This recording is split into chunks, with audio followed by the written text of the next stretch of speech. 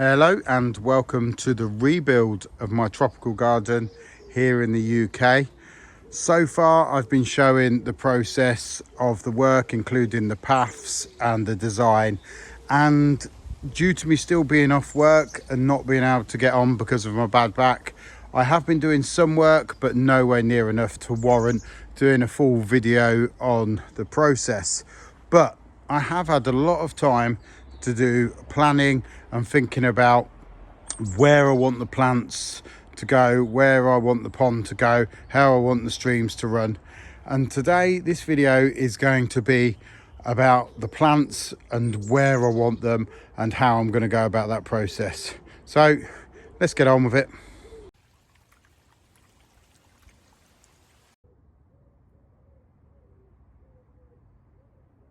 In one of my previous videos, I was left a comment from Carol asking, how do I know where to put the plants and what is my thought behind that?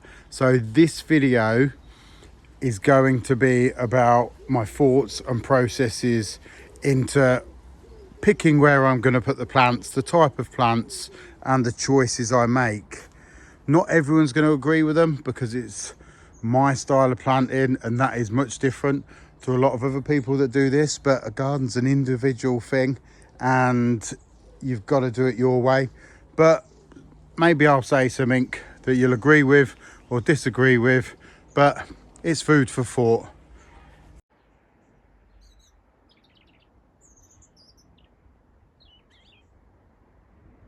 Right, I'm going to take a walk around the garden and pretty much go through the process of where I'm thinking of putting my new plants and how I'm trying to make it feel in different areas and different conditions. I have been working on a revised version of my drawing. It isn't finished yet because the garden is adapting, but if I come in here close, you can sort of see that this is going to be the lawn. This is my sunny side, so it'll be very drought tolerant plants because of the shrubs. Then I'm going to have a very sunny area around here, and round here will be a good area which will be sort of mixed. It will still get a lot of sun but a certain amount of shade from these plants here, and then we're going to be getting more shady around here and very shady around here. So bearing that in mind, I now can get an idea of what type of plants I'm going to put in. So this is, as I walk back, the main view out of my back window. I'm going to look straight down there, and any plants that come in the way of this at the back is going to be very much a focal point. So for me, budget being good, the plan is in this area here, just there, to have a feather palm, and that should be a Jabea chilensis. They are slow growing, so it's going to cost me a few pounds to buy a decent sized one. But that is my thought process behind that. If I go down here and look at the drawing, this is my Jabea chilensis. So I've put this arrow here. I know I'm going to be looking at, this is going to be the biggest focal point as I walk out of my back door. And it will still allow plenty of room. Hopefully some of the feathering will grow over the lawn, some of it will grow over the pond. So let's go out here. I have marked a rough X on where I want that to be. The blue lines that you can see are very rough to give me an idea, and that is not the size of the dig, that is the size of pretty much the water area. So there's going to be water there going around there, so that means that there will be rocks around this area, so there'll be less planting than it looks. But by thinking ahead, I now know that if this is where my Jabea chilensis is going to be, I'm going to have to put rocks around here, but I'm also going to put rocks around here, and this will be a chance for me to try and raise this area and maybe gradually slope it round so I can allow the drainage for it.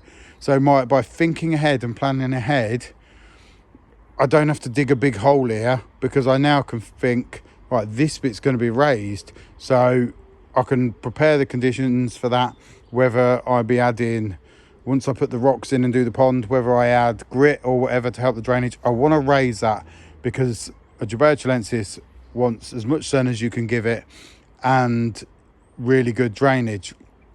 Okay, so going back to my next thoughts, I've also put an X here, and that is because in my head I want something tall up this area, because I have these like pergola gates that go round to the back, but I do feel that they give very much a sort of oriental feel because of the shape of them, and I think they're too much of a focal point in my own head. So if I can just soften that by putting a tree here, maybe let's say a Trachycarpus or something that's not going to shade this out too much, as I'm defeating the idea of this. But I'd like some sort of focal point there as well, but not as big a focal point as this. I want it to be a bit more subtle. I'm probably over confusing things, but my head doesn't stop thinking about this stuff. So going around here, as I walk around, this is very much going to be a sort of jungle feeling inspired walkway. Now, I don't mean jungle as in it's all going to be bananas with massive leaves, big colocaceas, big gunneras, that kind of jungle. That is all fine. But for my garden that I try to keep evergreen and looking good all year round, that really doesn't suit the style that I'm looking for. So for me, the best one is the garden tour I've got a video of it, the contemporary jungle, Anthony's garden. That is the best example, with lots of different foliage that looks just brilliant on every wooden walkway you go down. Back to my garden. So I've temporarily just put in, because I had to dig them out from further around, I've started to put a few ferns in to the ground. They're going to be played around with, but I didn't have pots and I needed to get them in. So I've got a red X here, and that's because I want something quite focal point there as well. I might even put in my front garden, I've got a waggy palm about the similar size to that one. It's probably got maybe 6 foot of trunk, and I think that would look really nice putting the waggy there, because in this view I would still get some height here from the waggy, and then I've got a waggy there and a waggy there, despite I am going to move that one maybe slightly, but I'd sort of get that unity. Now, I talk a lot about balance in materials, in planting types, in leaf shape, lots of stuff, just to make you feel as though the garden sort of flows. I love that style of planting. It doesn't mean that you have to plant loads of the same plant. Obviously, if I look here, you can see that these ferns are sort of been group planted. There's about 3 in there, but you could also put on the other side then maybe just one big fern to sort of balance that out.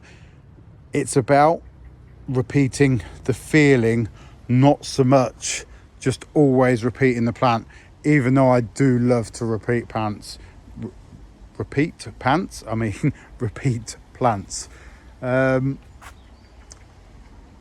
That's just lost my trail of thought. Right, going back, so possibly a waggy there, and now this Camerops, which I got last year off Marketplace for only £100, which I believe was an absolute bargain.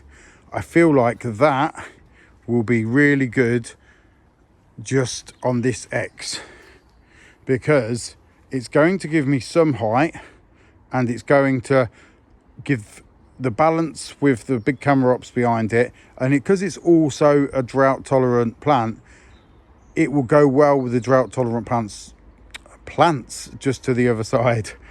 So I feel like the Camerops is probably going to go there, if not the Trachy, but I feel definitely something focal point there.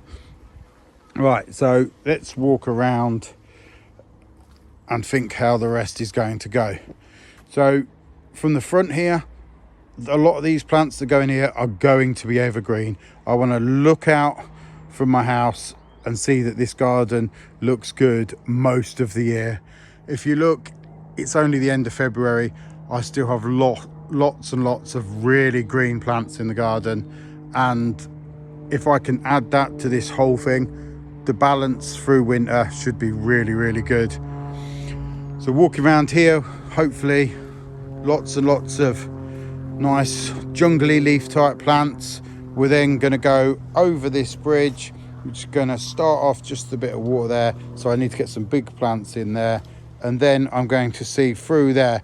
So I want to be able to see through there, so I'll probably put some softer smaller plants here. A nice Mahonia soft caress would look really good because it's got them sort of feathery type leaves that will go with the ferns behind me. And then as I walk around here, this area here, bear in mind it won't be as big as what you've marked because there will be rocks and stuff, so there'll be a space for a few plants in here. I want something big here, and because this will be sort of disguised from the house, I think it's a real good place to maybe put a nice big red inset banana. I used to grow lots of inset bananas quite big, but I died down from the tender plants. But after going to the amazing garden of Simon and Harriet with their huge inset bananas, I just believe I need to at least put one back in the garden. And I think that with its big towering red leaves will look really good, and also in the summer help shade off some of the sort of pond stream area. That may change, but a good point is if you're going to then put in a plant like an inset banana, you then need to sort of try ideally and put plants that like similar conditions. So if I'm going to do that, maybe I could commit to then put in colocaceas hanging over the pond, or cannas, or different plants that like it. So that whole area I could then probably put in some real good organic soil and get that really fed up well, rather than planting such a mixture like a banana next to randomly, let's say a yucca, you know, that likes totally different conditions. So we're going to work on that right plant, right place thing and get the plants that are going to look good near the water. We're going to get similar types of plants in there that are going to really add to this jungle feeling. And then as I come around out here, we're then going to walk into an area that's going to be a bit more sparse, because we're going to go back to this very much pebbled area with all the agaves, yuccas and that type of drought tolerant plants. And then we're going to walk back round through here and go back to this jungle type feeling, where we're going to walk through. We're going to use repeat plants like the grasses, the Mahonias, the trackies are giving me the overhead canopy that I want, and try to then feel like we've repeated the feeling from before. So as I walk around here, I wasn't going to discuss this in the video because this is for the next bit, but anyone that's seen my previous ones knows I talked about clearing this area out. It was all shrubs and stuff, but because my stream goes round there and then my path was going to go around there, which I mentioned in the last video, I felt it was too crammed. So I am now looking at walking through there, round and to my back cabin that way. A couple of problems with that. The soil is probably a good 6 inches higher. So what I'm probably likely to do is I've either got to slope the path up, or, and I prefer this idea, I'm either going to go round and then do a step up and then go round. Because sometimes if you look at my garden, it's very all one leveled. I get the heights from the plants, but the actual landscaping is very leveled. Maybe the rocks give me some height at the top, outsides, but generally sometimes walking around here and then stepping up is going to give me more interest than just sloping it up. It becomes a little bit awkward when you're trying to move heavy stuff from the back of the garden to the front because you've got a step to deal with, but I've had to deal with that before. Okay, so now this is cleared, this will give you an idea. It's going to give me a lovely overhead canopy. I have this fatsia, which is probably at about 8-9 foot now above my head. I have pruned off all the lower growth, and this will restart shooting soon. You can see previously where I've had to prune this one off and it starts growing from these points behind. This will mean now I will walk around here and go into my cabin area round there and through. I'm probably going to have to move. I've already started to move this Musa Bijou. Some of it's been dug out already, but started struggling with my back, so left it. This is like going to give me a lovely dappled shade feeling as I walk through here, and allows for so many lovely shade plants to go all up here and try and grow up against the fence. And then what that's going to allow here now is obviously my stream going around there, and this part will now be planting. So I need to move back a little bit. I'm massively debating because it's just all a bit tight. If I can get away with not moving that waggy, I'm going to keep that there. That's a Trachycarpus wagnerianus, and I like the way it ties in with the one on the other side. If it does just come in the way of the curve of the path, I'm probably just going to move it forward just a bit, which would be such a shame to go to all that work and probably set the palm back just to move it such a little amount. So if I can get away with that, I will. Then I want some sort of height there. So I want to be able to see that there's a cabin behind there, but I want it a destination, like walking through the woods to get somewhere. I want to be able to see it, but not as vividly as it stood out in the garden over all this time. So possibly, if I can get in there, there's going to be a small tree, maybe a Magnolia grandiflora. I have Drimmy's winteri that looks absolutely stunning when bigger. Something like that, which I can manage and not let get too big. Bear in mind, I did say that about that eucalyptus many years ago. I said I'll never let that get that big, and see what I did. Right, let's think what else we can do regarding planting.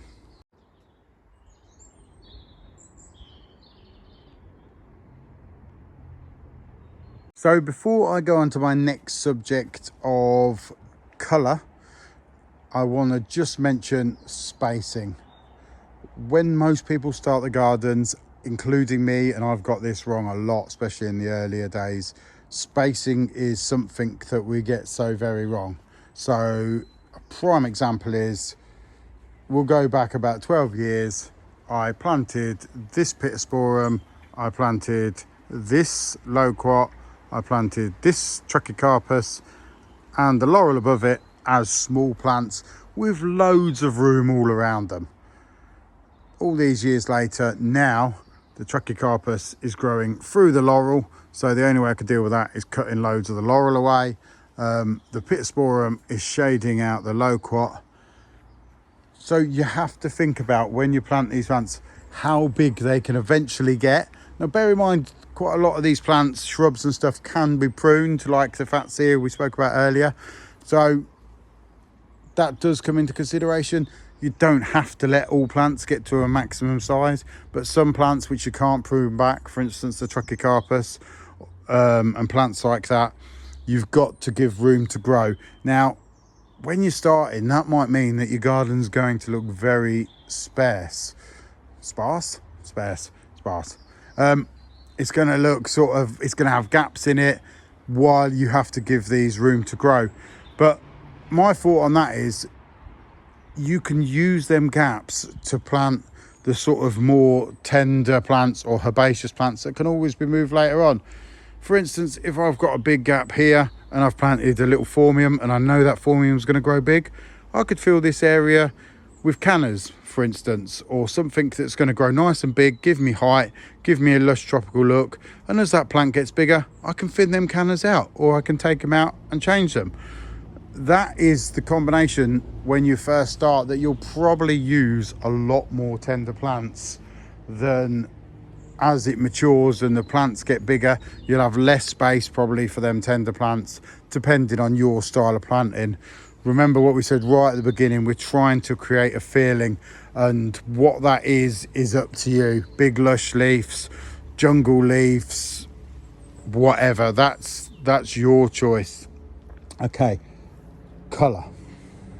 As you can see from my garden, in summer I don't actually use that many colours. I tend to like very much the sort of purpley burgundy colours and very much the green backdrop. But if you want a garden that looks really tropical, you do have to add that colour, and a lot of that colour comes from tender plants, but you can also get it from the sort of evergreen plants that can stay all year round. So think about how much colour you want to add to the garden, whether you want to go real hot colours and just go yellows, orange, reds and everything, that's fine. Or do you want to make it look a bit more subtle and just pick a main sort of colour scheme and work with that, or different colour schemes in different areas and try and tie that in. So for me, going around here, very much I like the sort of burgundy colours, that purpley sort of colour, and I think it very much works with the plants sort of and my garden. If I go around here, it's going to be very lush greens, but then this bridge, once it's sort of repainted and cleaned up at the end, it's going to look this very sort of oaky colour. So if I come down here lower, here I have an Astelia red shadow, and if I was to plant it in this area, that colour would tie in with my landscaping. It would sort of go for that balance that I tried to create. And then thinking about repeat planting, if I have that there and then I have this wooden bridge, I could then also put another one further back like that, and that would sort of tie the two in together. It does, or just something else, a similar colour. You can use different, if I walk around here, I have other plants that will give me that colour scheme as well. I have here Pseudopanix, I think this is Purpurea, and it's going to give me that sort of burgundy looking colour. I can then use heucheras, cordylines, the ensets, bananas, all these different type of plants that can tie the garden in together. Now, I wasn't going to make this video until I started planting because I thought it would make much more sense, but it is February. A lot of you are going to be thinking about buying new plants in spring, making changes in your garden, and that's why I've chose to make this video now. I think I've covered most of the points that I sort of wanted to in this video. Hopefully my back's going to be better soon.